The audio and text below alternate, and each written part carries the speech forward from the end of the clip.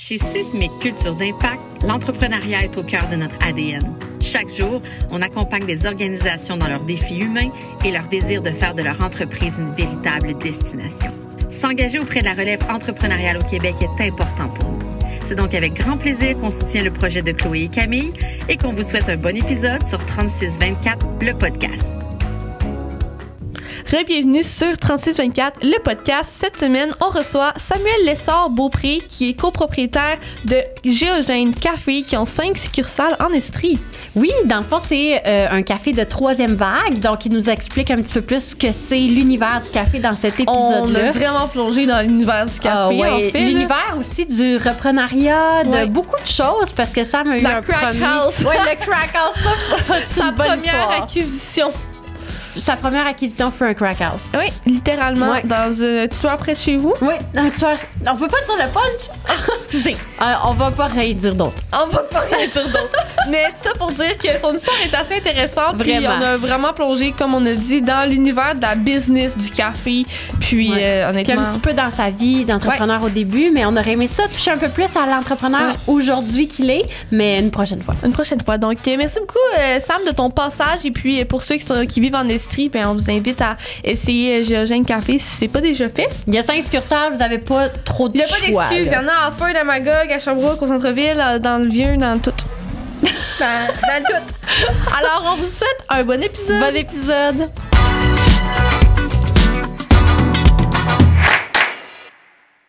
Salut Sam. Allô. Bienvenue sur le 30... Non, on va commencer. sur 3624, OK. Salut Sam. Bonjour Camille. Bienvenue sur 3624, le podcast. Merci. On te connaît à cause d'initialement du Tasser le café de quartier et maintenant Géogène. Ouais. Tu as un amour pour le café inconditionnel que tu partages à tout le monde, à qui veut l'entendre partout, j'imagine. Même ceux qui n'ont pas envie d'en entendre. Oui, même ceux qui n'ont pas envie d'en entendre parler. Et là, je veux savoir, moi, j'étais une consommatrice au Tasser. Et là, on t'a pas vu pendant comme un an. Ouais. T'es réapparu avec un brand qui s'appelle aujourd'hui Géogène. Et là, il y a des Géogènes partout à Sherbrooke. Vous avez une marque de café qu'on voit de plus en plus. C'est quoi la différence entre l'entrepreneur que tu étais au Tasser? Qu'est-ce qui s'est passé dans cette année-là où on t'a pas vu? Ben, je pense que je suis encore la même personne, mais le Tasser, en fait, c'était un projet super personnel. OK. C'était un prolongement de moi-même, en fait. Je faisais partie intégrante de ce concept-là. Puis à un moment donné, justement, on avait atteint une limite au niveau de la croissance. Tu sais, je pense que tu es venu dans les périodes de rush, là, c'était infernal. C'était hot, par exemple. Oui, mais c'était débile, là.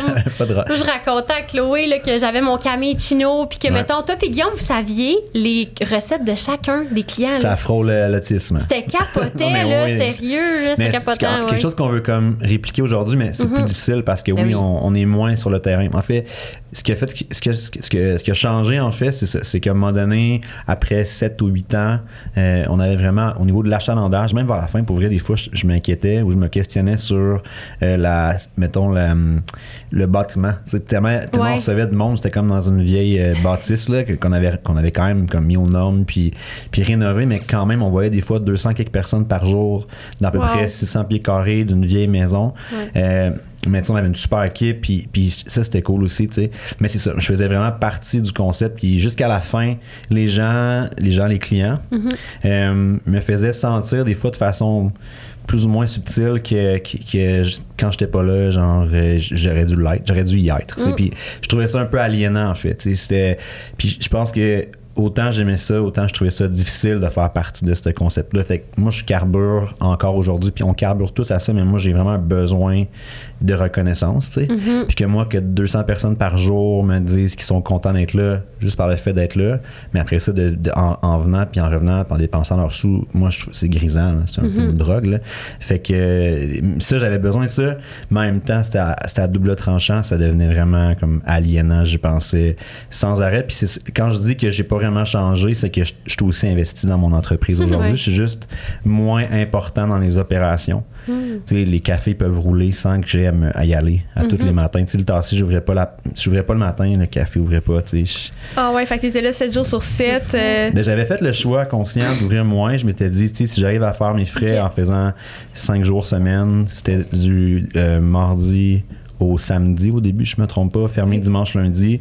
Mais t'as dit, si je fais mes frais avec ça, c'est parfait. Tu sais, je m'achète un peu de vie. Ben finalement, tu sais, c'est ça, t'écoutes un peu les gens, tu sais, pas mal. Oui. Au début, tu prends vraiment les gens comme, tu prends en fait ce que les gens te disent, comme, tu prends ça comme du cash. Fait que quelqu'un me dit, ben, tout va à 7h le matin, tous les matins, je vais être là, tu sais, fait que le tout va à 7h le matin. Ah, c'était telle affaire sur le menu, je vais venir en prendre, puis tu le mets, tu sais. Fait que pour les heures d'affaires, ça a été ça un peu aussi, fait qu'on a prolongé, j'avais une équipe aussi, mais à la fin, c'était 6 sur 7, puis tu sais, c'est sûr que le 7e jour, on dirait que ça fait biblique, là, le 7e jour. Mais mettons le dimanche, ça a été une super belle journée, mais c'était impossible que j'ouvre le dimanche. Là, c'était ma journée réservée à ma famille, en tout cas, idéalement. Puis, mais je finissais par y penser puis en parler. T'sais. Ton hygiène de vie à ce moment-là, ça ressemblait à quoi? À chier, pour vrai. Puis encore, j'étais en train de m'en remettre. C'est pas facile. Moi, je suis un ancien sportif, mais sportif à un bon niveau. Là, je m'entraînais beaucoup. Je suis du type actif, là, puis voire hyperactif. Je pense que mes parents, c'est comme ça qu'ils me géraient quand j'étais petit. Là. Ils me faisaient faire du sport. Ouais, je faisais beaucoup de sport. Puis jusqu'à l'adolescence, même jeune adulte, j'en faisais beaucoup. Là. Puis avec l'entrepreneuriat, on dirait que j'en faisais moins, mais cette hyperactivité-là devenait plus comme cérébrale, genre, puis j'investissais cette énergie-là, puis c'était plus dans mon travail, fait que j'étais très intense, puis tout ça.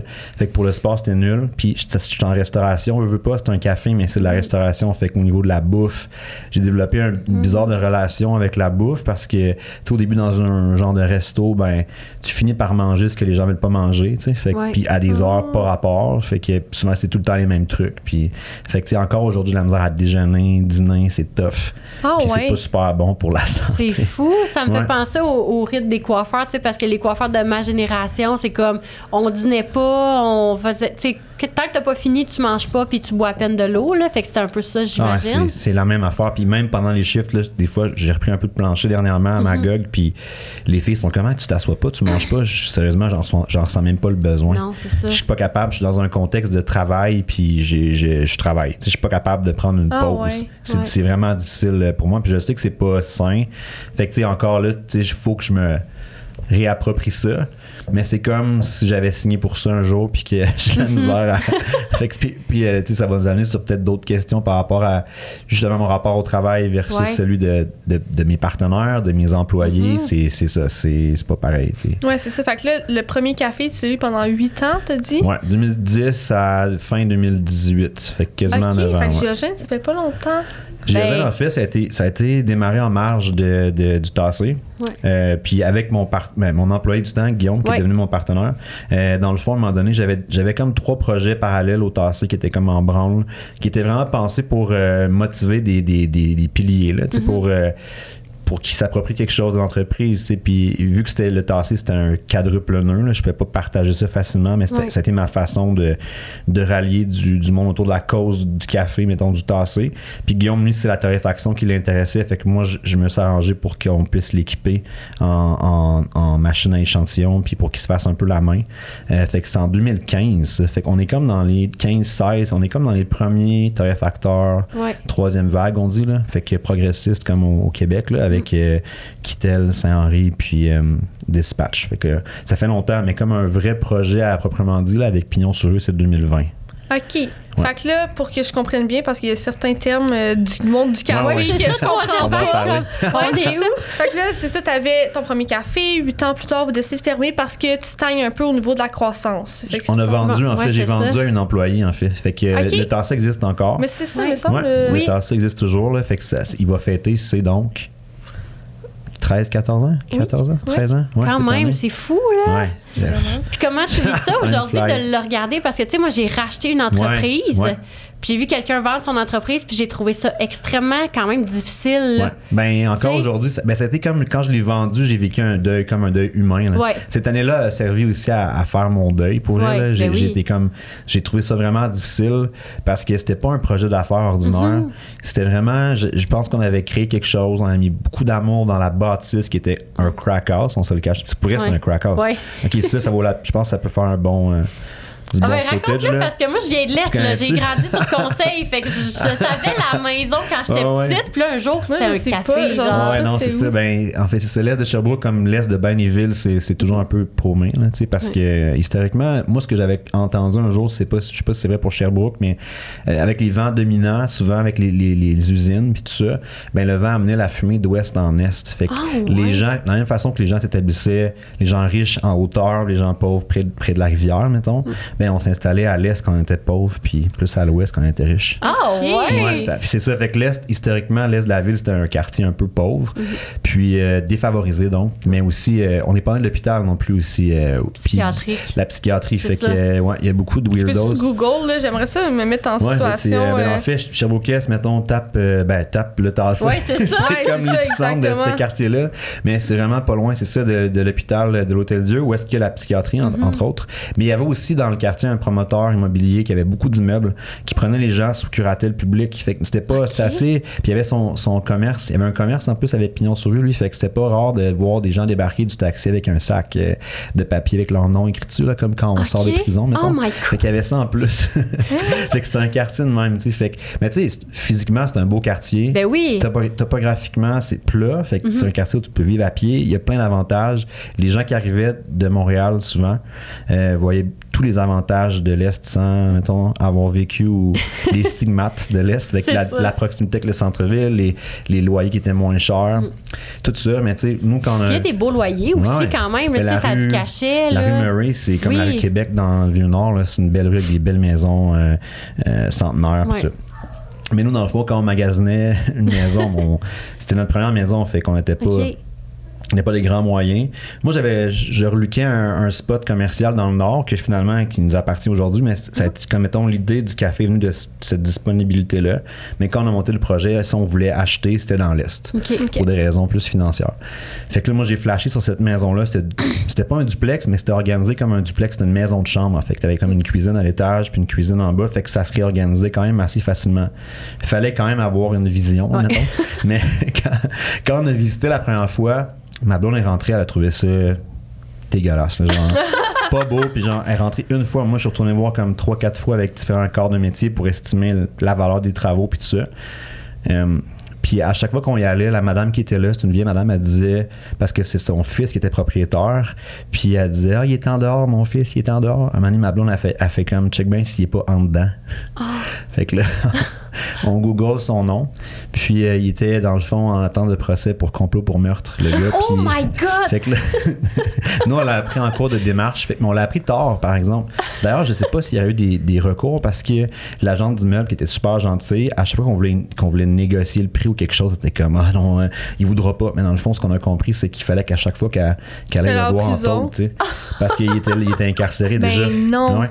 Puis dans le fond, là, on a acheté, puis on n'a pas vraiment négocié le prix parce que c'est déjà pas cher. Mais tu sais, la première offre, on l'aurait gardé. Là. Personne aurait acheté ça pour habiter là. Honnêtement, c'était. Est-ce que vous avez habité dans le Tassé? On habitait au-dessus. OK, ça faisait partie des conditions parce que ma blonde, qui est toujours ma blonde aujourd'hui, je suis fier de ça. Puis la mère de mes enfants. Mais elle m'a fait promettre que si on l'achetait, on aménageait l'étage. Puis l'étage était vraiment cool. C'était comme finalement un petit loft. C'était une maison de chambre. Donc au départ, il y avait des petites chambres en haut. On a comme tout décloisonné. Puis c'est devenu comme un petit loft avec une chambre fermée. D'ailleurs, mon plus vieux fils, qui a 12 ans aujourd'hui, il a vécu dans notre chambre les 2 premières années de sa vie. Mais c'était cool. C'était vraiment cool. C'est ça, vous habitiez en haut de votre café. Pour vrai, c'est comme ça qu'on a pu être comme propriétaire rapidement de notre bâtisse en faisant ça, mais ça n'a pas été de tout repos. Moi, j'ai appris bien les affaires c'est sûr, dans ça. Des surprises, j'imagine, de construction aussi. En fait, la première grande surprise que j'ai eue, c'est que moi, j'ai acheté un bâtiment résidentiel que je transformais en bâtiment commercial. Premièrement, on a acheté, puis après ça, on a su, il y avait un commerce juste en face, un magasin de vélo. Nous, on avait présumé que le zonage était le même, mais c'était pas la même zone. Fait qu'à la base, c'était pas permis d'ouvrir un café. Fait qu'il a fallu qu'on dézone. J'avais laissé mon travail. J'ai rappelé mon patron parce qu'il y a des longs délais. C'est au moins 6 mois de délai. Fait que j'ai réussi à reprendre mon travail, mais ça a fait que le projet mais c'était la première affaire, tu sais. Fait que la première, c'est une grosse affaire. Ma Marie elle capotait pas quand elle a appris ça, puis moi non plus. Puis bref, on a quand même défoncé des murs. D'ailleurs, j'ai appris à parler avec les fonctionnaires, tu sais, dans le sens que je pense qu'il y a beaucoup de filtrage. On filtre beaucoup les demandes dans la ville. C'est un non d'emblée. Quand c'est pas compatible avec un zonage ou un règlement, c'est non tout de suite. Mais je pense que comme ça, ils vont filtrer beaucoup des demandes au niveau des changements de zonage, d'usage. Fait que c'est là qu'ils voient les gens qui sont obstinés, puis ça a donné que je l'étais. Ça a bien été. Fait que ça a été pour le changement de zonage. Au niveau de l'urbanisme, eux autres sont comme tout le temps pour... Tu sais, on changeait quand même un crack house en coffee shop. Ben oui. On changeait le genre de drogués, genre. C'était les drogués à la caféine. À la caféine. Tu sais, à l'urbanisme, ça allait, mais après ça, au niveau du bâtiment, ça a été compliqué. Ça a été super compliqué, mais tu sais, c'est comme ça que c'était, moi, comme mon école de l'entrepreneuriat. J'avais étudié là-dedans quand même, mais de le faire, à un moment donné, c'est ça. J'étais pas prêt à ça, tu sais. Genre, comme on n'est pas prêt à faire un enfant, jamais. C'est ça. C'est un peu le même principe. C'est pareil. Moi, pour moi, il y a un énorme parallèle à faire. C'est genre, à un moment donné, c'est comme si t'attends d'être prêt puis que toutes les conditions soient parfaites, ben ça se peut que ça marche pas. Oui. Puis ça se peut que ça arrive jamais. En fait aussi. Fait que, tu sais, c'est comme tu fais juste te lancer. Fait que voilà, mais tu sais, aujourd'hui, c'est ça, j'ai passé à travers cette espèce de deuil-là du tassé, même s'il y a tellement d'anecdotes puis tellement de rencontres que j'ai faites. Ça reste, en fait. Tu sais, on s'est rencontrés là, puis aujourd'hui, c'est la raison pour laquelle je suis ici aussi, je pense. Exact. Fait que moi, je croyais beaucoup à ça. Puis je pense que je me rassurais en me disant, même s'il reste rien à la fin, il resteront au moins les contacts. Pascal, mon nouvel associé, parce qu'on est trois chez Géogène, c'est un ancien client du Tassé, on s'est rencontrés là.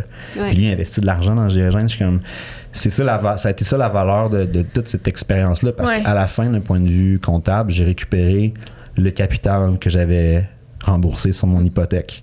Puis j'ai vendu l'achalandage. J'ai réussi à vendre l'achalandage parce que je vendais à un employé. Ouais. Mais tu sais, je veux dire, tu répartis l'argent que j'ai fait sur 8-10 ans.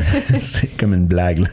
Puis cet argent-là, ben, je l'ai réinvesti dans ma nouvelle entreprise. Puis, fait que c'est ça. Mais juste pour finir l'anecdote du crack house, c'est qu'à un moment donné, après l'ouverture, il y a un client qui m'a dit, j'ai vu ta maison à un tueur si proche. Fait que si vous retrouvez les enregistrements. Ben voyons donc! Ouais, c'est l'affaire Lagacé-Filion.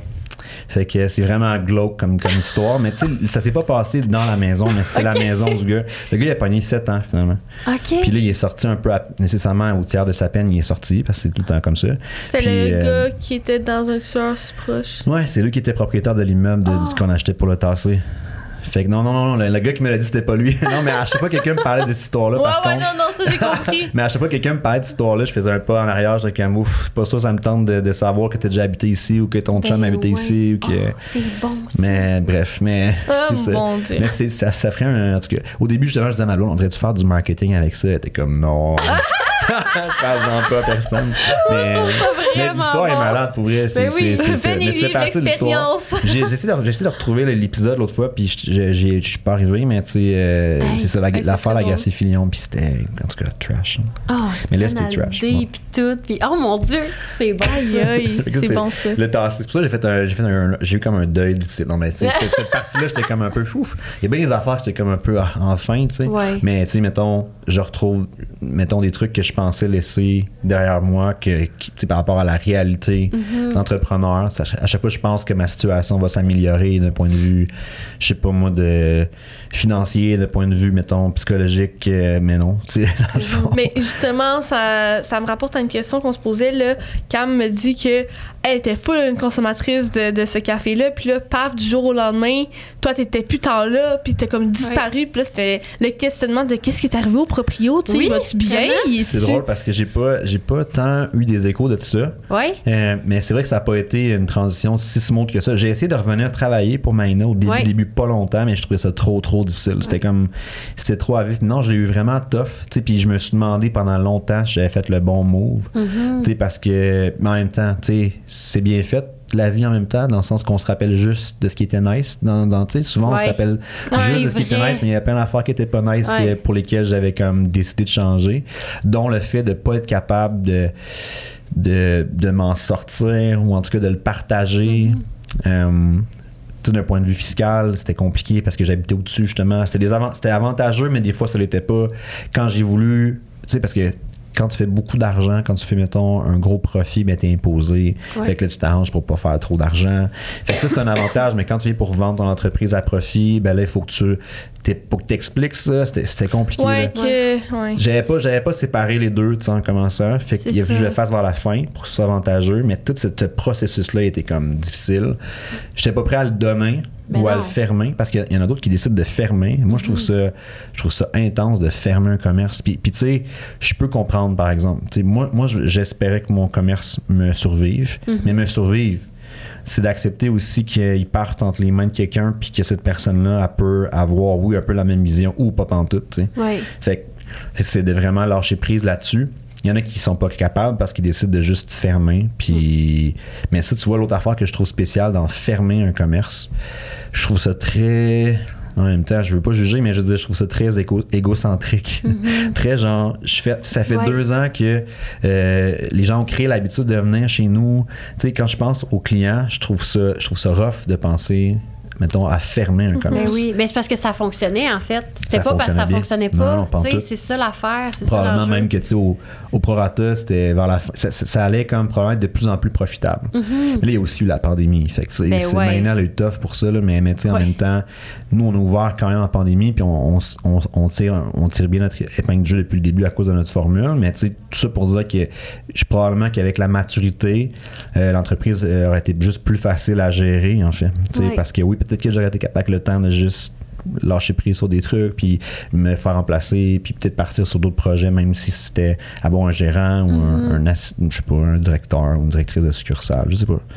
On saura jamais. Non, exact. Je veux dire, c'est correct à la fin, mais tu sais, je me suis posé 1000 questions la première année. T'sais. C'est sûr. Moi, j'ai 2 questions. Premièrement, je veux savoir, est-ce que tu as une passion pour le café depuis toujours? Puis, deuxièmement, je veux savoir, dans cette année-là de pause, est-ce que, en fait, quand tu as vendu ton premier café, est-ce que tu savais que tu ouvrirais Géogène? C'est mes 2 questions. C'est bon, c'est des bonnes questions. Je suis un peu drogué au café, comme tout le monde, dans le sens que, tu sais, j'en ai besoin pour me réveiller. Non, je suis pas si drogué que ça. Je veux dire, je suis pas si mal. Je bois pas non plus comme un fou. Les gens ils pensent que j'en bois beaucoup, mais j'en bois 1 ou 2 par jour max, même si j'ai accès à de l'équipement, des cafés comme je veux. Mais le café, en fait, mettons, pour faire une petite histoire courte, là, ben moi j'ai découvert le café en voyage au Costa Rica. Puis le Costa Rica, c'est en Amérique centrale, puis c'est une des places dans le monde où on cultive le meilleur café. Puis ça donnait que je buvais pas de café une journée, puis le lendemain j'en prenais 2 tasses par jour, parce que puis c'est ça. Fait que puis dans la place où j'allais, c'était comme une espèce d'échange, là. Mon oncle et ma tante avaient un gîte là-bas.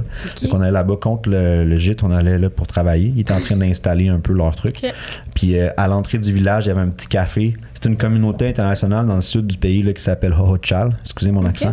Mais je pourrais pas dire mieux. Hohochal, c'est vrai que les J en espagnol, c'est dur.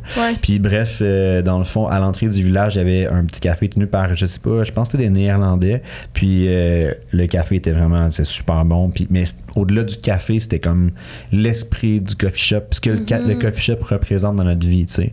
Le moment où tu vas comme juste, où tu t'arrêtes avant ou pendant ou après le travail. Je trouvais ça malade, ça fait que j'étais comme...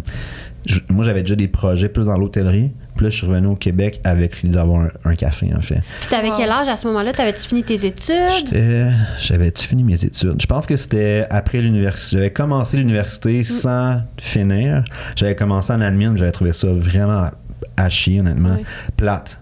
J'étais comme, je ferais pas un bac là-dedans, honnêtement. Puis je m'étais inscrit en gestion hôtelière, puis au collégial. Fait que j'ai fait pré-universitaire, après ça, université, après je suis revenu au collégial technique. Puis parce qu'avec mon ami Sébastien, avec qui j'étais parti au Costa Rica, c'était avec lui que j'avais un projet plus dans l'hôtellerie. Fait qu'en revenant, j'ai fait cette formation-là. Fait que j'avais 2005, j'avais 22 ans. Ouais, 22 ans. Puis je me suis trouvé une job à temps partiel comme étudiant chez Faro, anciennement à la brûlerie de café de Sherbrooke, parce que Maxime Fabi, c'est un ami d'enfance. Fait que je l'avais appelé en lui disant je reviens du Costa Rica, je trippe, c'est une job. Puis lui, dans le fond, à ce moment-là, il avait comme un peu le mandat de trouver les baristas. Puis ça, c'était avant même qu'il y ait des places assises c'est ça, chez Faro Sherbrooke. Il n'y avait même pas de place assise, c'était que du grain, que des cafés take-out. C'était dans les débuts. Ouais.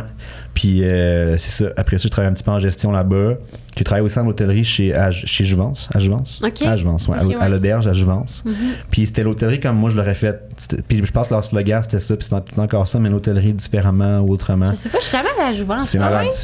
Mais tu sais, à la base, ma mère, je parlais de ça. Puis je pense qu'un jour, c'était les jeunesses étudiantes catholiques qui allaient là-bas. C'était comme plus des camps. Okay. Là, c'est vraiment géré comme un hôtel, comme un resort. T'as comme centre de villégiature, t'as auberge. Fait que t'as un côté adulte. Tu peux aller comme dans 3-4 contextes, comme en coloc, en couple, avec l'école. Puis c'est un des seuls, je sais pas si c'est encore comme ça, mais c'est parce que tout mon pitch de vente, il ressort parce que j'ai travaillé dans tous les postes là-bas. Fait la réception, les réservations, de l'accueil. Puis en fait, quand je travaillais là-bas, on disait que c'était, avec le Gîte du Mont-Albert, c'était le seul hôtel à opérer dans un parc national au Québec. Fait que ça fait, le site est exceptionnel, là. C'est juste vraiment, vraiment, vraiment fou. Puis quand j'étais là-bas, il y a le directeur de l'auberge pour qui je travaillais, puis la directrice du centre de villégiature, ils étaient partis ensemble en affaires. Ils s'étaient acheté un café à Sutton. Puis là, j'ai comme fait, moi aussi, ça me tente. J'avais appliqué sur le poste de direction à l'auberge, j'avais pas eu. C'est mon ami Émile, qui est maintenant les Vents du Nord, qui avait eu la job. C'est bien correct, finalement. Ça a été dur pour lui, ça a été tough en général. C'était dur comme travail. Fait que là, moi, quand j'ai justement appliqué sur le poste, je l'ai pas eu, ben là, j'ai comme développé mon projet de café. Puis voilà. Fait que. T'as trouvé le crack house. Ouais, puis le café, c'est resté quelque chose que, c'est quelque chose que j'aime. Une passion, puis j'ai continué à m'informer beaucoup sur le café. Puis il y a un tarifacteur qui s'appelle comme ça, mais c'est un rabbit hole, dans le sens que ça a pas de fin. Là. C'est quand même un petit peu devenu fou avec ça. Puis il y en a qui ont cette approche-là très geek, très scientifique, la préparation. Moi, justement, j'en reviens un peu à ma première expérience avec le café. C'était beaucoup lié au coffee shop. Fait que moi, je suis revenu avec cette idée-là. Puis en venant à Montréal dans ce temps-là, en 2000 quelques, pour m'inspirer pour le tasser, j'ai bu le meilleur café à la place où j'ai reçu le pire service. Puis je ne le nommerai pas, ça a probablement changé, mais je me suis dit, moi je ramène le café, mais je leur laisse l'approche client. Là. Je vais développer de quoi de vraiment plus chaud, plus chaleureux. Là. Fait que tu sais, c'est comme, justement, pour moi, le café, c'était pas snob, c'était plus comme rassembleur. Puis si j'avais été aussi snob que cette personne-là, cette fois-là, ben à Sherbrooke, on se parlerait probablement pas aujourd'hui. Je serais dans d'autres choses. Fait que c'est ça mon histoire par rapport au café. La passion du café. Ouais, exact. Ma deuxième question, c'était l'année que tu as vendu. Comme, est-ce que tu savais que tu te lancerais dans Géogène? Oui, non?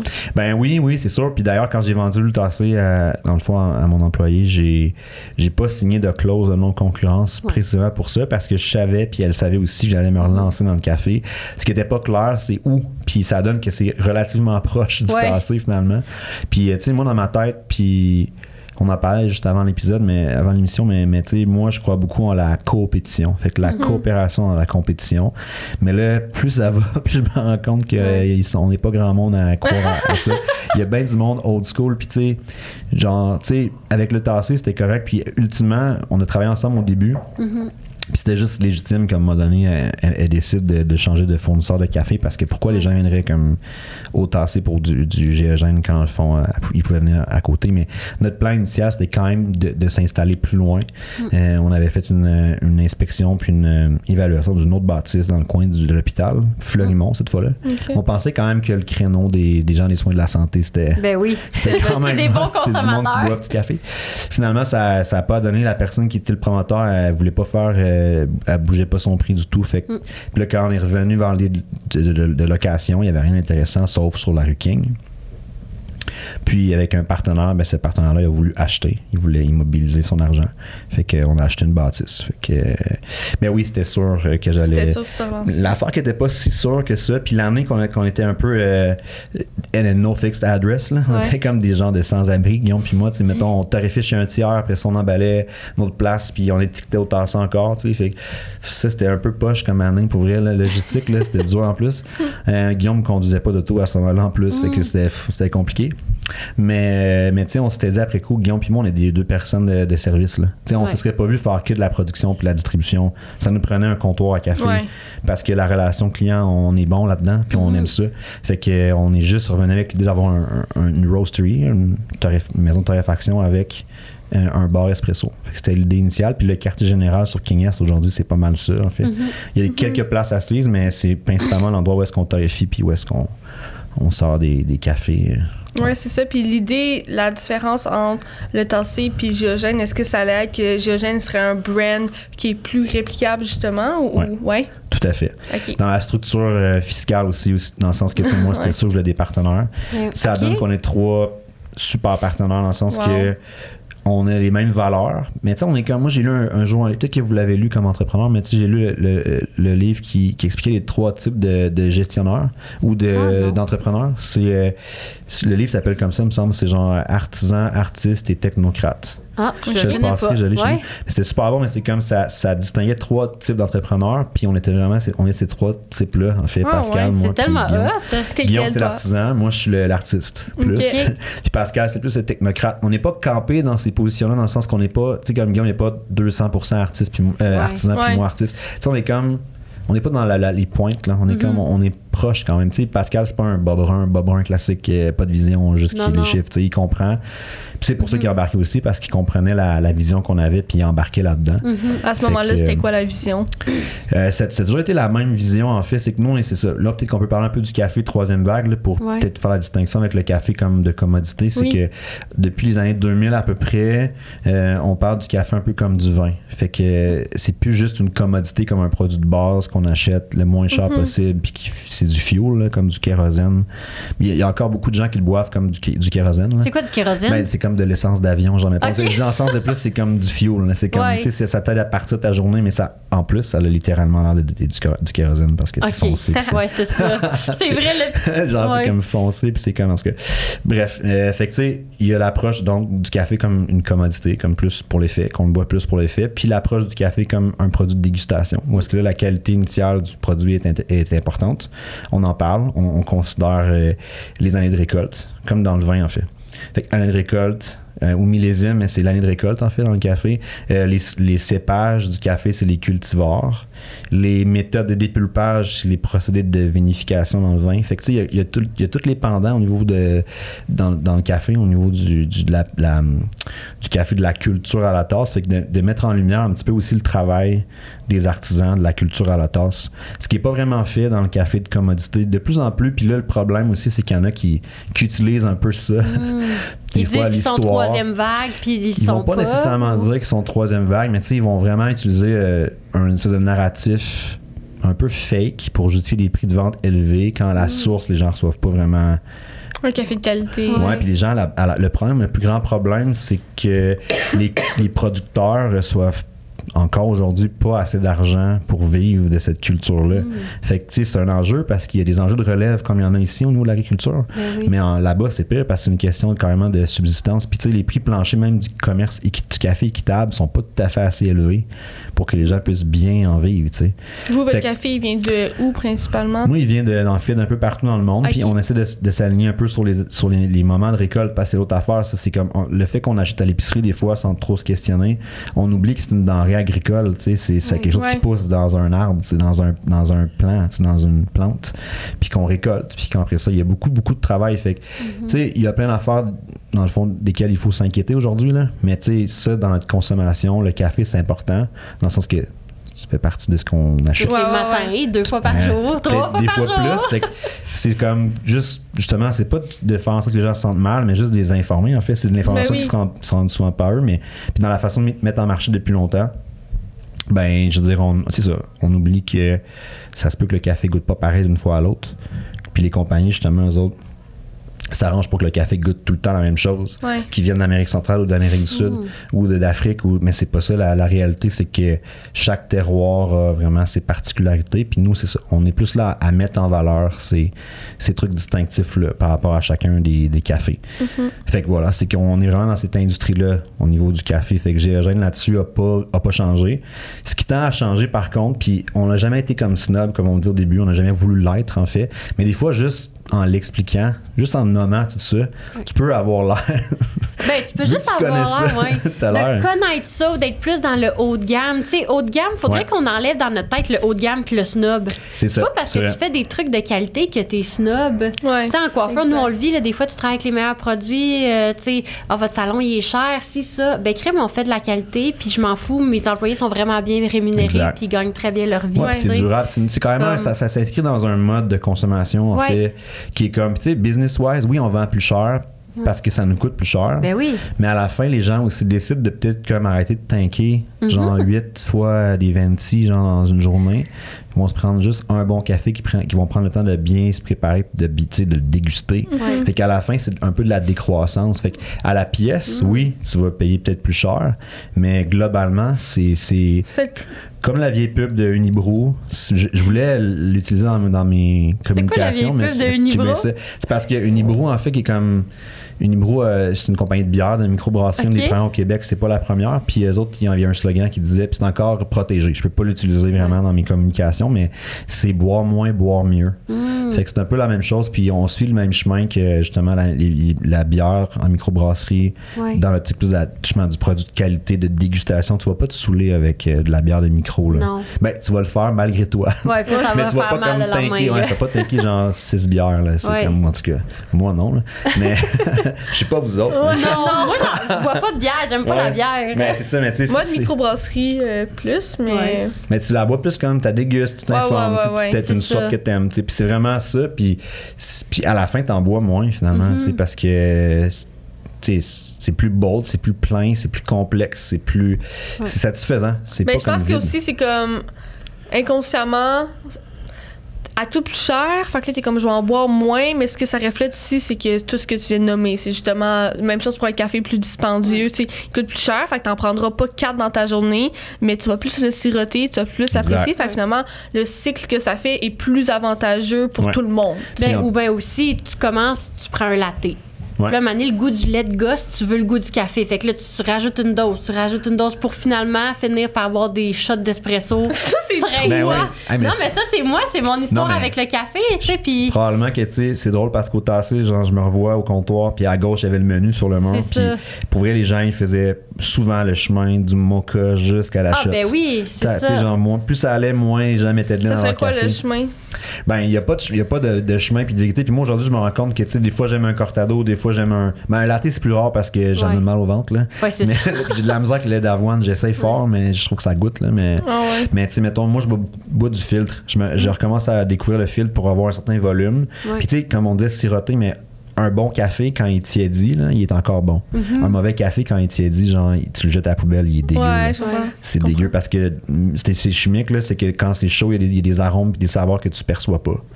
Fait que dans un café de spécialité, c'est nice. D'ailleurs, dans les protocoles de dégustation, on laisse tiédir un café pour vraiment. Puis souvent, mais un café commercial, très cuit, dans lequel tu mets 2 crèmes, 2 sucres, mettons. Pour ne pas le nommer. Ouais, c'est ça. Ben, c'est quand il refroidit, genre, c'est pas buvable. C'est dégueu.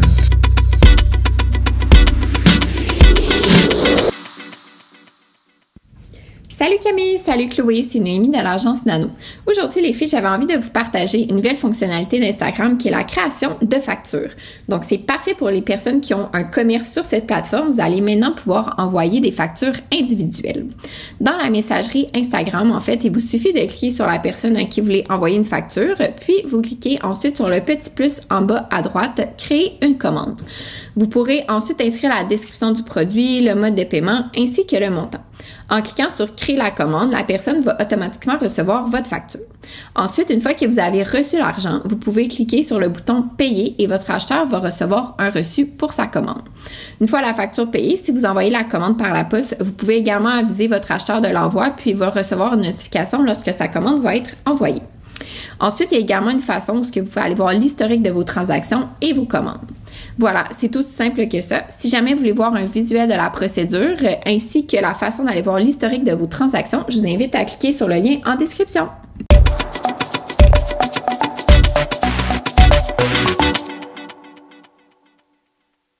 Là, ça, on va en venir dans pas long, là, pour pas le nommer. Mais avant d'arriver là, moi, j'aimerais comprendre un peu au plan financier, l'univers des cafés, ça marche comment? Est-ce que c'est réellement rentable? Est-ce que c'est très difficile? Moi, j'ai aucune idée, tu sais. Ben, en fait, c'est comme, oui, ça peut être rentable à la pièce, mais c'est comme la boulangerie. La boulangerie, c'est rentable. Tu sais, un pain là, qui te coûte 20, c'est 80% de marge brute.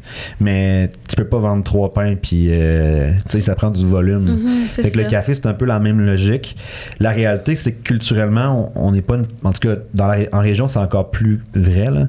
Les cafés c'est pas un endroit où on va, tu sais, c'est pas dans la culture, c'est comme en Europe, en Europe, même aux États-Unis, même en Australie qui est un marché incroyable pour le café de spécialité, les gens vont au café, c'est comme dans leurs habitudes, fait que tu sais, oui, il y a du volume, il y a dans les villes où c'est dense, comme Montréal par exemple, quand il y a une densité, ben, il y a du trafic piétonnier. Quand il y a du trafic piétonnier, il y a du volume dans les cafés. Puis ça donne que dans les villes comme Sherbrooke, il n'y a pas beaucoup de trafic piétonnier, donc il n'y a pas autant de volume. Fait que le café, ça prend d'autres trucs pour que les gens viennent. Fait que moi, à un moment donné, au Tassé, la bouffe était super bonne parce que je m'étais fait conseiller par mon ami Sébastien, justement, avec qui j'avais un projet d'hôtellerie de comme faire moi-même ma bouffe.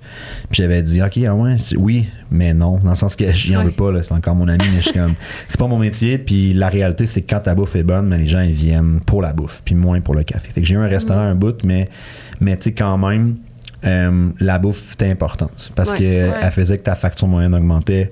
Je peux payer les fixes avec ça.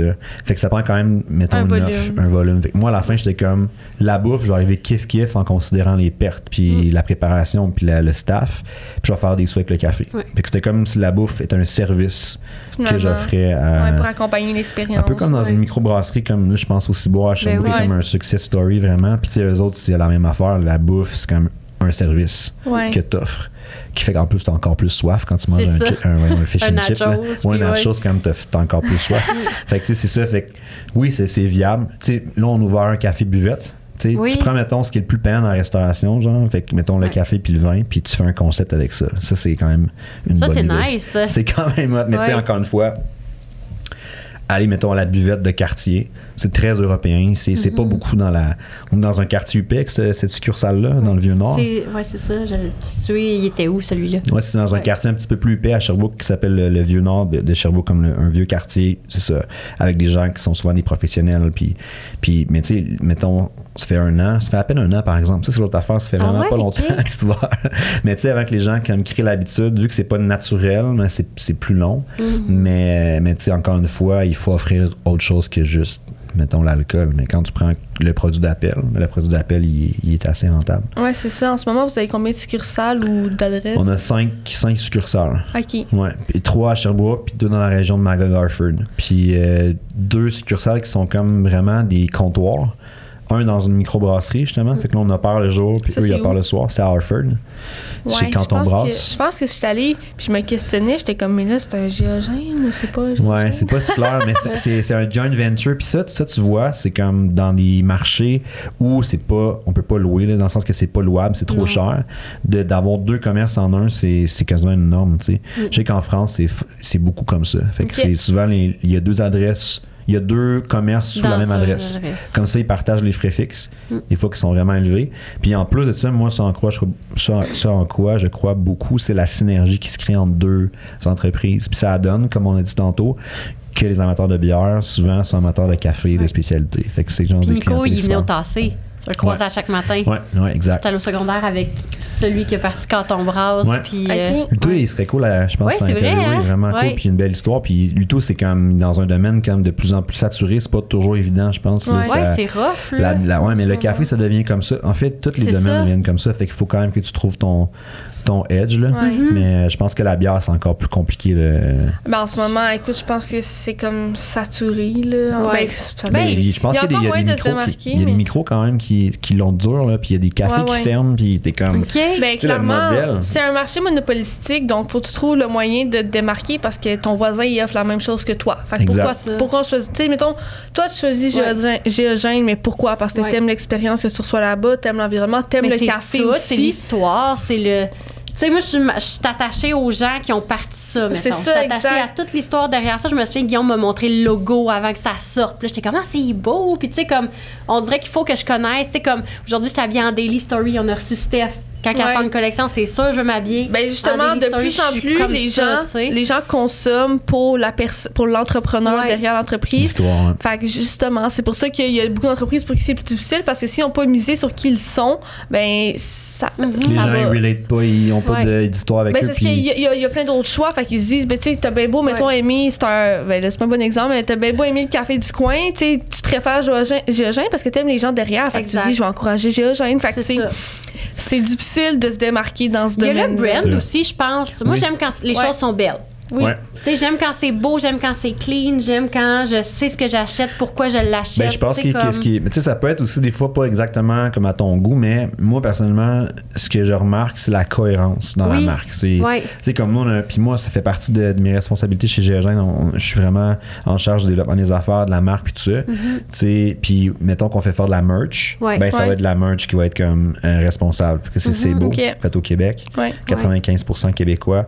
Fait que ça peut pas être mieux que ça au niveau de la... Parce que, tu sais, dans le fond, nous, on met en avant des valeurs d'éco-responsabilité, d'éthique, de responsabilité. Donc, fait que, tu sais, c'est sûr qu'il faut que ce soit cohérent. Des fois, c'est peut-être pas nécessaire, mais pour moi, ça se fait pas autrement comme ça. Tu sais, au niveau... Aussi, nous, en fait, le défi qu'on a, c'est par rapport à la marque, parce qu'on en parle, là, c'est vraiment... Moi, je voulais pas des répliques comme tel quel, mettons, de la première succursale. Nous, on s'est dit que les 5 succursales allaient avoir vraiment leur couleur, puis que chacune des succursales allait être impliquée dans son milieu. Fait que ça implique que chacune ait un peu son edge. Puis, tu sais, il y a des petits rappels au niveau des couleurs, des fois au niveau des matériaux de construction, puis tout ça, mais on est encore à travailler, où on veut travailler encore mieux cette espèce de feeling-là. Puis c'est pas tant des fois par rapport à, justement, le choix des couleurs, de la brand ou des matériaux, mais juste au niveau de la vibe qui est installée. On s'est dit que dans chacune de nos succursales, le café allait être standardisé, mais tu sais, genre, on est un peu maniaque avec ça, tu sais.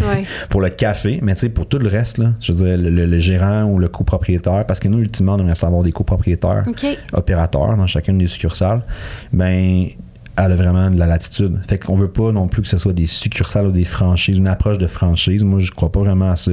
Sauf que le défi que ça représente, c'est que c'est comme si on avait 5 entreprises différentes. C'est ça. Ben, c'est un peu comme... c'est compliqué. Ça me fait penser un peu au Ciboire, là. Je sais que eux, c'est comme... Oui, c'est Ciboire, il y a 3 adresses, mais c'est complètement différent d'une place à l'autre. Là, j'ai des amis qui travaillent là. D'ailleurs, ils écoutent peut-être le podcast.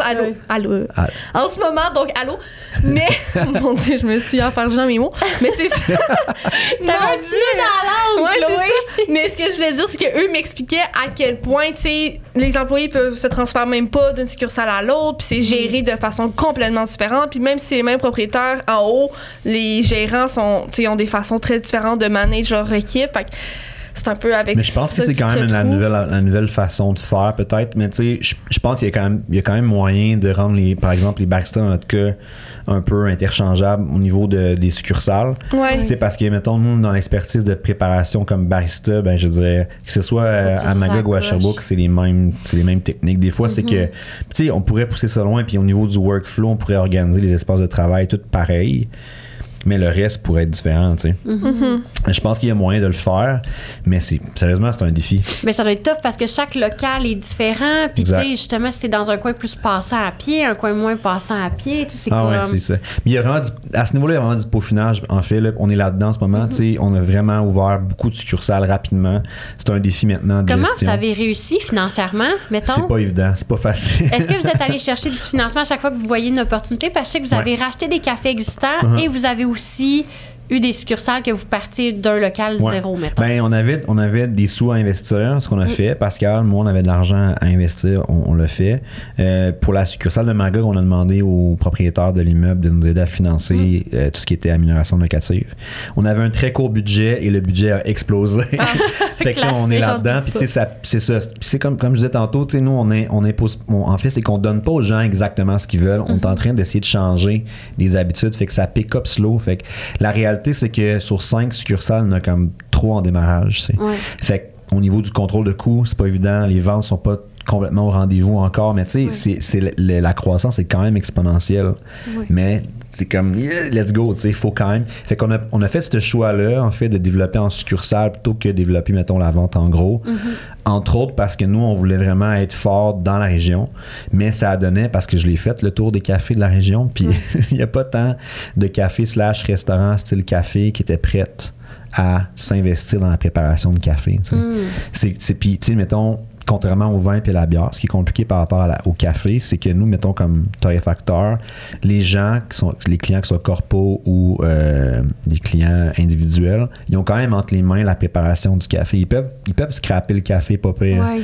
Fait qu'il faut les accompagner, puis il faut qu'à l'inverse, ils soient motivés. C'est pas juste de mettre le café dans le moulin puis de peser sur le piton. Là. C'est comme il y a du calibrage, il y a du fine-tuning, puis tout. Puis tu sais, ça donne, c'est ça. Il n'y avait pas beaucoup de clients pour ce type de café-là dans la région. Fait qu'on s'est comme dit, on va les ouvrir, ces clients-là. Ça me fait penser à, mettons, comme nous, on consomme du Géogène chez nous. Tu sais, quand t'es client chez nous, tu bois du café Géogène. Ouais. Mais là, est-ce qu'il faut le dire ou faut pas le dire? Parce que nous, on n'est pas des baristas, là. Non, on le met dans une machine puis on pèse sur play. C'est ça. Ce qui tend à changer dans notre approche, puis c'est pour ça qu'on a développé des nouveaux produits qui sont plus faciles à extraire. Et nous, on a le pop, là. Ouais, c'est parfait. Puis il y a le Doué et Mezzo à Star aussi qui est un peu plus foncé. Tu sais, les machines super automatiques comme ce que vous avez, en fait, là, l'affaire, c'est que ces machines-là ont été pensées pour des cafés qui sont plus foncés, qui sont plus faciles à extraire, que tu peux extraire dans un plus court laps de temps. Fait que les machines automatiques, ce qui arrive, c'est que même quand tu affines ta mouture au maximum puis tu augmentes ta dose le plus que tu peux, même à ça, même quand tu veux ralentir l'extraction, ça extrait en 18-20 secondes. Puis les cafés comme ce que nous on fait, peu torréfiés, peu transformés, ils ont comme une nature acide. Puis quand tu sous-extrais, donc quand tu fais pas une infusion assez longue sur ces cafés-là, bien le café est encore plus acide. Fait que c'est dur d'aimer ça dans ce temps-là. Fait que c'est pour ça que c'est de choisir le bon café pour cette machine-là. C'est pour ça qu'on a développé Doué et Mezzo parce qu'on s'est dit, il y a quand même beaucoup de gens qui ont des machines super automatiques. Puis on en convient tous, là, c'est pas quand même la meilleure façon pour goûter un terroir puis un café.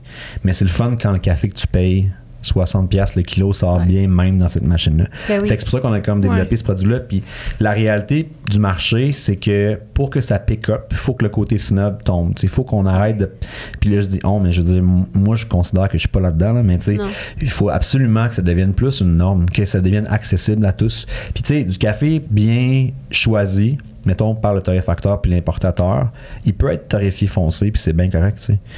On en convient tous, c'est pas la meilleure façon de goûter un terroir quand le café est très cuit. Mais si le client, c'est ça qu'il aime, il faut lui donner ce qu'il aime. Juste pour tranquillement peut-être l'amener à découper en même temps, de pas non plus y en vouloir. Tu sais, justement, moi, je pense que c'est un milieu un peu hipster, tu sais, un peu...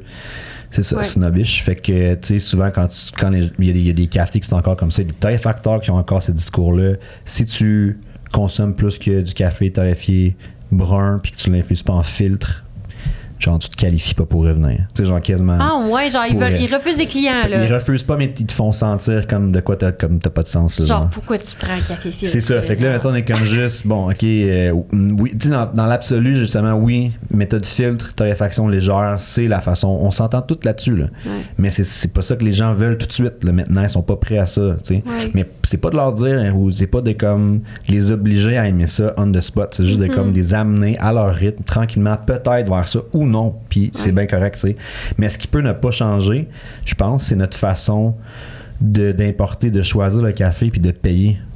Mettons comme nous, là, on peut choisir de payer plus cher notre café. Puis à la fin, le café, je veux dire, le producteur, lui, à la source, là, il est super flatté probablement que si on y ramène un sac avec notre branding puis tout, puis wow, merci beaucoup, mais tu sais, lui, ce qu'il veut à la fin, c'est la récurrence puis du volume. Fait que, si, mettons, nous, on le tarifie parle, mais qu'on n'en vend pas puis qu'on y rachète pas plus d'une année à l'autre parce que la clientèle est pas là, ben on l'aide pas tant que ça, tu sais. Moi, c'est plus ça mon approche. Fait que sur cette base-là, pourquoi pas donner le café? Ça a évolué quand même dans notre discours aussi. Fait que le respect du produit, OK, le respect du producteur, évidemment, mais le respect des clients, c'est comme important aussi. Parce que dans l'approche plus puriste, on est dans le respect du produit puis du producteur, mais on est comme un peu dans le mépris du client des fois. Pour moi, ça fait comme pas vraiment de sens pour tout le monde à la fin, tu sais. Fait que c'est là qu'on est, là. Ouais, c'est ça. Puis c'est vrai que c'est un rabbit hole, tabarouette. C'est fou. Non, mais on se questionne pas de même le matin puis c'est correct non plus. C'est correct aussi. Non, mais c'est tellement intéressant. Puis justement, ça apporte un peu à... On aimerait avoir ton opinion sur Starbucks, Tim Hortons. C'est un super joueur, un ancien joueur de hockey, hein, je pense. Ah ouais? Ouais, Tim Horton, un joueur un ancien joueur de hockey. C'est pour ça qu'il est full impliqué. Que Tim Horton est très impliqué. C'est un ancien joueur de hockey des Maple Leafs, je pense. Mais je sais pas, je dis ça, mais je sais pas s'il était bon. mais en fait, tu sais, je veux dire, au niveau de la démocratisation, puis de, tu sais, je veux dire, il y a tellement de monde qui y vont, fait que ça répond à un besoin, tu sais, je veux dire, Starbucks, mettons par rapport à ce que nous on fait, Starbucks est plus comme dans le même marché, parce qu'ils font vraiment du café de spécialité. Okay. Ben, en tout cas, c'est ce qu'ils disent. mais tu sais, c'est comme il contribue quand même à faire connaître ou à démocratiser le fameux latte. Puis dans l'histoire du café de spécialité, Starbucks, c'est comme le meneur de la deuxième vague, c'est-à-dire quand on a rendu accessible puis on a organisé le service du café espresso dans un contexte de fast-food comme Starbucks, mettons. Fait que là-dessus, on peut juste leur dire merci, tu sais. Mais après ça, Starbucks, comme sur des marchés comme l'Australie, ferme des boutiques. Ferme des cafés parce que les gens ils sont éduqués sur le café là-bas. Puis ils sont comme, c'est pas vrai que je vais payer comme 7$ pour boire ça, mate. Ils disent ça, mate, en Australie. Non, mais c'est une joke, mais c'est ça. Non, c'est vrai. Oui, c'est vrai qu'ils disent ça, mais je veux dire, je pense pas qu'ils ont dit ça littéralement. Mais c'est ça, fait que tu sais, c'est comme, tu peux pas penser que Starbucks, c'est genre de shit au niveau de la qualité. Ça l'est pas non plus au niveau du respect en général des tu sais, ça reste que c'est une entreprise avec des shareholders. Ils veulent maximiser le profit. Fait que comment tu fais pour maximiser le profit? Ben, tu vends très cher et ou tu payes le moins cher possible. Fait que, puis Starbucks ont les moyens quand même d'organiser des campagnes qui te laissent croire que la majorité de leurs cafés sont consciencieux, mais c'est pas vraiment le cas. Mais ça, je trouve plate, c'est que sincèrement, moi, la raison pour laquelle je consomme le Starbucks, puis j'ai pas de gêne à le dire, là, genre, je suis quand même une consommatrice, puis Cam aussi. Ben oui, hey, c'est la facilité. Ben, c'est ça, c'est que c'est tellement accessible. C'est premièrement, dans n'importe quelle ville que tu vas, il y en a un. Fait que tu sais que ton café est meilleur que celui du Sim, il est partout. Fait que déjà, ça, il est nice. Après, ils ont une panoplie de choix de drinks personnalisables. Fait que là, tu trouves ça le fun parce que tu vas avoir exactement ce que tu veux, puis ça va goûter bon en général, tu sais. Mais c'est ça, c'est le fait que ce soit si facilement accessible parce que moi, j'aime beaucoup les cafés locaux aussi. Du moment que j'ai l'opportunité, mettons, ce matin, j'étais allée chercher mon café au Faro, tu sais, au GGC. T'es toujours dans des cafés. Je suis toujours dans des cafés, là. J'adore ça. Mettons, je vais clairement plus aller m'asseoir chez vous que m'asseoir au Starbucks. Mais je trouve ça dommage qu'il n'y en ait pas un café locaux de ce style-là, mais ça doit tellement être complexe de répondre à autant de demandes de choix. C'est vrai, par exemple, que ce que tu dis là, puis je me suis pas tant intéressé encore à la raison pour laquelle les gens allaient tant chez Starbucks. Je sais que c'est par rapport à l'accessibilité. Moi, c'est toujours la rapidité. Parce que chez nous, dans ma machine, c'est géogène. Au salon, c'est géogène. Puis c'est sur la route. C'est toujours sur la route. Mais ce qui est dur, en plus, je comprends. Puis Uber Eats. Mais vous l'avez testé, DoorDash? Skip. Puis vous en avez commandé un? Ben, on faudrait juste persister là-dedans. On a plein d'idées. On fait des essais sur plein c'est normal. Mais quand même, tu vois, ça fait partie des choses qu'on a essayé, dans le fond, pour, mettons, un peu s'aligner sur les besoins, mettons, la masse qui consomme le café de spécialité. Mais ce qui est triste un peu avec ça, le réflexe qu'on a, puis on l'a tous parce qu'on est pressé. Puis ça, c'est comme on s'entend, là, c'est un problème de société, là, d'être aussi pressé, d'avoir pas le temps d'arrêter. Mais en même temps, c'est vrai que, tu sais, mettons, moi, des fois, ça arrive que je rentre des adresses de coffee shop indépendants, puis là, je passe en avant, puis là, je fais 3 tours de carré, puis je trouve pas de place pour me stationner. Parce que oui, ça donne que les cafés indépendants, souvent, sont là pour les locals, pour les gens du coin, fait qu'ils sont pas très accessibles par définition. Il y aurait peut-être un moyen de, mettons, rendre ça plus facile. Puis ça se ferait, là, mais oui, mettons, acheter ou louer un local, mettons, un plateau de Saint-Joseph, mettons. Ça serait cher. Ça serait vraiment cher. Puis je veux dire, c'est un gros risque. Là, c'est que Starbucks ont les moyens de faire ça. Puis moi, c'est même pas tant la rapidité, c'est vraiment l'accessibilité, comme tu dis. Parce que, mettons que ça prenne. Starbucks, c'est pas toujours rapide. Des fois, c'est lit, mais ça me dérange pas d'attendre 5-10 minutes pour mon café. Mais c'est vraiment très. Service au volant. Tu sais, c'est comme. Mais les gens restent assis dans leur auto. Puis, tu sais, je veux dire, moi, à un moment donné, j'ai pensé faire un genre de stunt, tu sais, mettons, en disant, bon, je vais prendre 2 vidéos en continu, là, entre moi qui pars puis qui va ramasser un café chez Tim, puis moi qui pars. Mais je pense que les gens, c'est pas tant. Des fois, c'est pas tant le temps que ça prend, mais c'est comme le moment que tu te donnes. Puis c'est pour ça que c'est plus large que ça. C'est un peu triste quand on y pense. C'est comme tu préfères patienter dans ton auto tout seul après ton café plutôt que d'aller en personne dans un coffee shop où est-ce qu'on va peut-être te saluer, genre prendre le temps de faire le café, il y a quelque chose d'un peu triste là-dedans. Mais en même temps, ça fait partie de nos réflexes parce qu'on est tellement en demande tout le temps partout que des fois, ces moments-là sont précieux, tu sais. Ça va, tu sais. Après ça, l'autre affaire, c'est que, mettons, moi, je pense à Starbucks à Sherbrooke parce que je l'ai vu un peu s'installer, puis ils s'installent dans les nouveaux développements qui sont à côté des accès aux autoroutes, puis ça, c'est ça qui tue le commerce de proximité depuis toujours. Les gens qui font justement juste passer, ils rentrent même pas dans la ville puis ils s'en vont, tu sais. C'est ça. Puis en fait, je pense que ça serait cool que je sais pas si quand vous allez diffuser ou partager l'épisode, vous allez pouvoir mettre un lien, mais tu sais, il y a une application qui s'appelle Third Wave que vous connaissez peut-être, qui est TH3RDWAVE. Vous avez gagné un prix avec eux cette année? Ouais, on a gagné 3 prix. 3 prix, c'est hot. Ouais, c'est vraiment cool. Puis ça fait quand même, je dirais, un 5-7 ans que ça existe. Puis d'ailleurs, il y a un des cofondateurs qui est à Sherbrooke, qui est basé à Sherbrooke, qui est la personne qui fait toute l'image de marque. Là. C'est vraiment beau. D'ailleurs, c'est pastel, c'est comme rose et turquoise, c'est full beau. Mais bref, Third Wave te géolocalise. Tantôt, je suis arrivé ici en avance. C'est le sud-ouest ici, fait que je savais à peu près où j'allais, mais quand même, je me suis stationné comme entre ici puis le café où je voulais aller, fait que j'ai marché. Fait que tu sais, je dis, ça te géolocalise puis ça te dit quels cafés sont à proximité. J'aime ça. C'est vraiment cool. Fait que mettons, puis ça marche partout. Là, de plus en plus, on a des contributeurs internationaux. Fait que j'étais allé à Boston, puis à Boston, ça fonctionnait. C'est je capotais. Mais j'aime ça. Fait que ça t'aide en fait à te diriger vers des cafés. Mais souvent, c'est ça que tu veux. Mettons, moi, j'étais à Montréal. Je veux aller, je veux me grab un petit dîner, un petit café. Ça me tente pas d'aller chez Starbucks parce que Starbucks, c'est bon, mais c'est vraiment pas incroyable. Puis la bouffe, parle-moi-en pas. Là. C'est fait dans une usine, c'est juste réchauffé après ça. C'est ça. Fait que, tu sais, mettons, ça m'est arrivé il y a quelques semaines, genre, j'avais rendez-vous à Montréal, j'avais du temps à perdre, je voulais être dans un café. Mais là, Google, là, t'écris café. Là, il te sort des affaires, puis t'es comme, c'est quel le meilleur? C'est ça, mais Third Wave, eux autres, pour vrai, il faut que tu télécharges ça. Mais en plus, il était justement plus sélectif au début, mais là, c'est vraiment tous les cafés indépendants. Puis, tu sais, il y a l'adresse, les heures d'affaires, il y a comme les torréfacteurs. Il y a même les torréfacteurs qui servent, mettons. Comme quand tu es un peu plus connaisseur, quand ils ont du géogène, je vais y aller.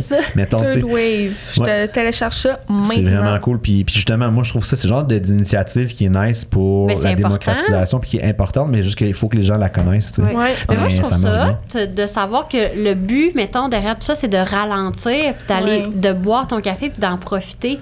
Parce que c'est vrai que ton café de fin de semaine, ton café de semaine, il n'est pas pareil, là. Exact. Nous autres, mettons, dans la façon qu'on le met en marché, tu sais, il est assez cher, mais c'est un peu comme la bouteille de vin. Tu sais, c'est pas bon de boire du vin tous les jours, là. Je sais pas si vous le saviez. Mais... Non, mais je veux dire, tu sais, le café, comme mettons, nous, on le fait, on est vraiment dans avec l'idée que ce soit un café de fin de semaine, que tu prends le temps de préparer, tu sais, quand tu le fais chez vous. Ah, puis c'est tellement un beau moment, c'est comme le rituel du café. Tu sais, mettons, moi, ça doit faire genre 100 000 que je fais, là, des lattés, mais à chaque fois qu'on me commande un latte, j'ai tout le temps la même excitation. Encore plus depuis que je sais faire du latte art. Ça fait quand même longtemps que j'en fais, là, mais c'est le fait que tu saches comme faire du latte art, le rituel, la préparation, il est vraiment trippant. Puis ça prend 30 secondes de faire un café. Je veux dire, ça peut pas être plus vite que 30 secondes. C'est impossible. Parce qu'il faut que l'extraction dure. On parlait tantôt de sous-extraction sur les machines automatiques. Ça prend 30 secondes à faire. Fait que, là, tu prépares ta mousse. Puis c'est sûr que des fois, tu es équipé pour faire les deux en même temps. Puis là, ça va aussi vite qu'au coffee shop. Au coffee shop, nécessairement, la machine, c'est une machine industrielle. C'est pour ça que le café est tout le temps meilleur. Mais ce qui fait qu'il est meilleur, c'est le fait que tu n'as pas besoin de laver la vaisselle après, je pense. Principalement, c'est ça. Mais tu sais, c'est ça, c'est une question plus d'habitude de consommation. Moi, je suis content d'être dans cette industrie-là pour cette raison-là. Je trouve que c'est cohérent avec ce que je veux faire dans ma vie, comme de consommer de façon plus consciencieuse. D'ailleurs, nous, on a comme une sous-marque qui s'appelle Café Consciencieux. Puis justement, c'est que dans le fond, nos cafés sont pas sur-certifiés équitables ou bio. Des fois, ils sont, mais nous, on paie pas pour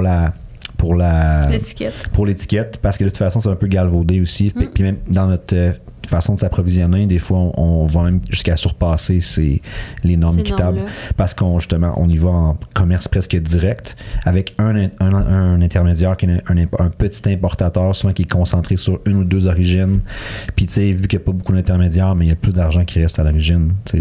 Fait que Puis c'est ça. Fait que, mais ça, ces gens connaissent pas ça. Mais ils connaissent quand même le logo équitable. C'est quand même mieux que rien, mais c'est quand même pas parfait. Fait que il faut juste.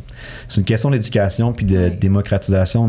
Tu sais, moi, j'ai des réflexes comme ça. Mes parents sont éducateurs ou sont professeurs, les deux. Là. Fait que moi, je suis un pédagogue quand même. Je sais expliquer les choses. Des fois, je dis beaucoup de mots. Là. Des fois, c'est compliqué à comprendre. Mais tu sais, j'ai un réflexe de quand même d'expliquer les choses. Ça les rend cohérentes pour moi aussi quand j'en parle puis j'en reparle. Mais ça devient vraiment aussi une valeur puis de la compagnie.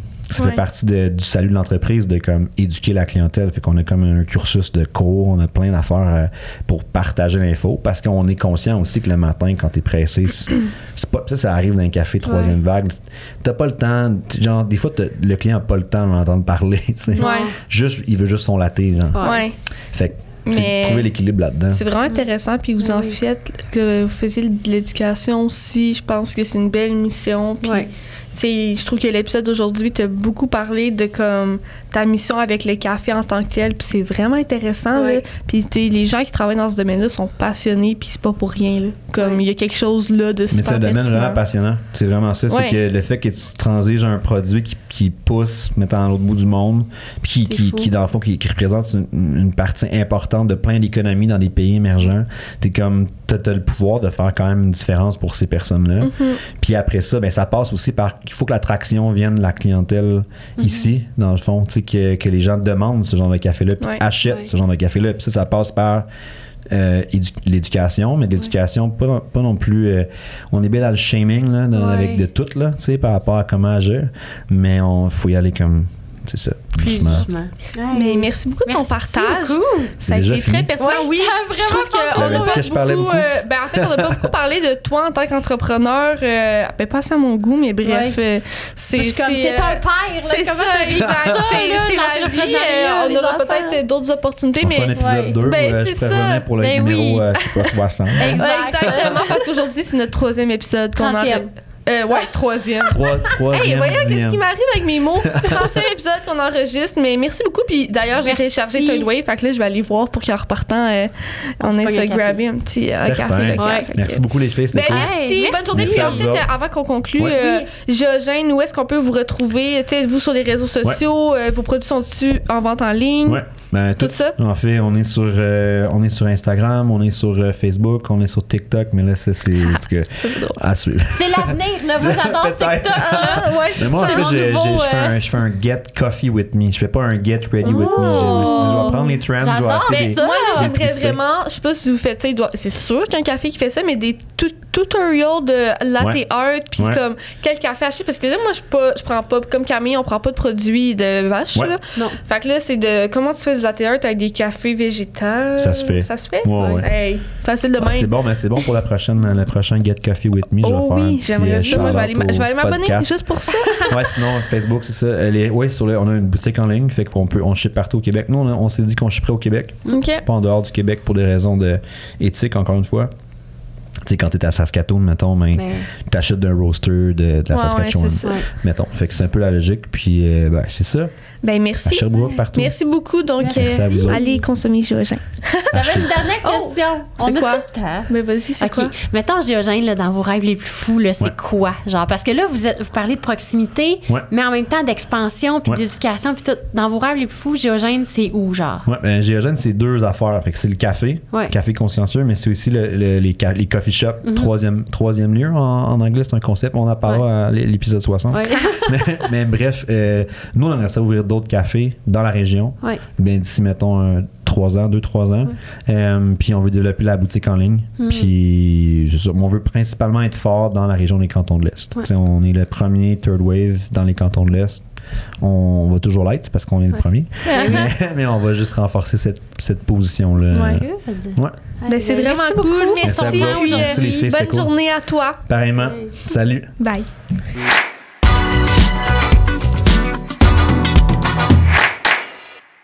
Cette saison de 36-24, le podcast est propulsé par Sismic Culture d'Impact.